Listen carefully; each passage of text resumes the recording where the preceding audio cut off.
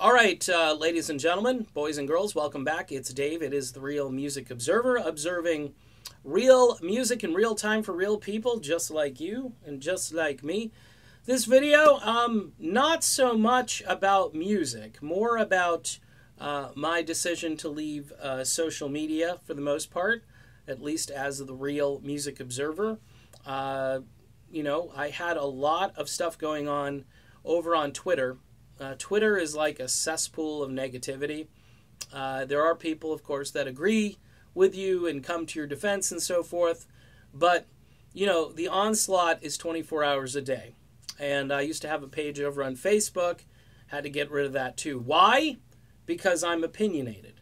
I make statements. I change my mind sometimes. You know, I don't live up to expectations of other people who watch the channel, who want their red meat, who want to come after me for my appearance or for the fact that I once said something long ago, or they want to dig through your personal life.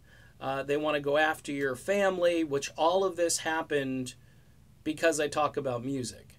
It's bizarre. It's a weird world we're living in. My decision to leave most of social media was one that did hurt me in some ways. I actually did have contacts, even though there were people who were telling me constantly that I knew nothing and that I was affiliated with no one and that no musical artists were talking with me, which was a bunch of BS. But, you know, I argued a little bit and then got off the platform. I actually had one guy come over to Facebook and apologize to me. Find me over there and sent me a message, and I said, you know what, dude, the damage is kind of already done.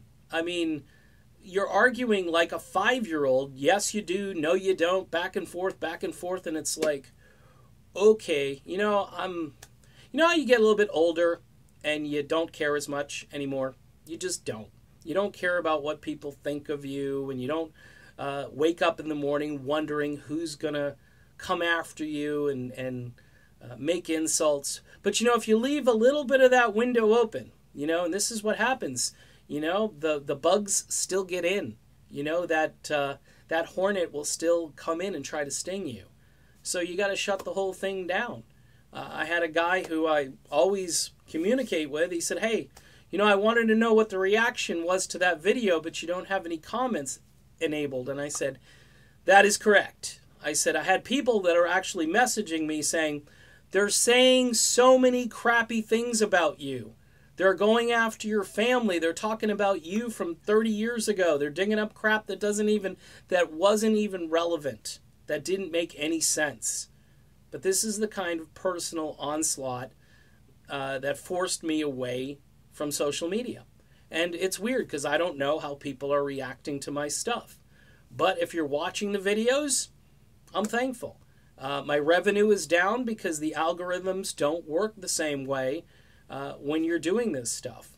Although YouTube did say a while ago, not too long ago actually, that if there are a lot of negative comments on a video, just the comments can get the video demonetized because it scares advertisers. So if you're talking a bunch of smack about somebody and then you're getting into an argument with somebody else and then a whole bunch of people are joining in, that's not healthy. And apparently YouTube has actually had enough of that too, which typically I don't agree with YouTube when they demonetize, but it's an incentive for people maybe to turn comments off or to really limit the comments. I don't stay up all day and night waiting for comments to come in. I've never done that on videos. I had dialogue on Twitter, and then that became toxic. I tried it over on Facebook. That was toxic from the get-go. So here I am, you know, and who knows how long I'll do this channel, to be honest with you.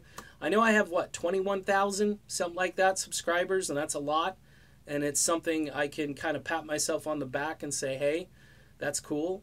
But who's to say I keep doing this forever? It was a hobby that turned into a little bit of a revenue stream, and right now it's just a hobby with, again, even less revenue coming in.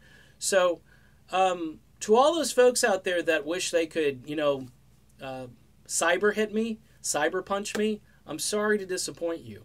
I mean, like I keep saying, and I know you're out there, if you don't like me, don't watch it. It's pretty simple. Go find something else to do. All right, done with this video. Kind of self-indulgent. Very little to do with music except for the fact that, yeah, I lost some contacts because they were all over on Twitter. And, you know, I'm still here, though. As Steve Perry says, we're still here. Talk to you soon.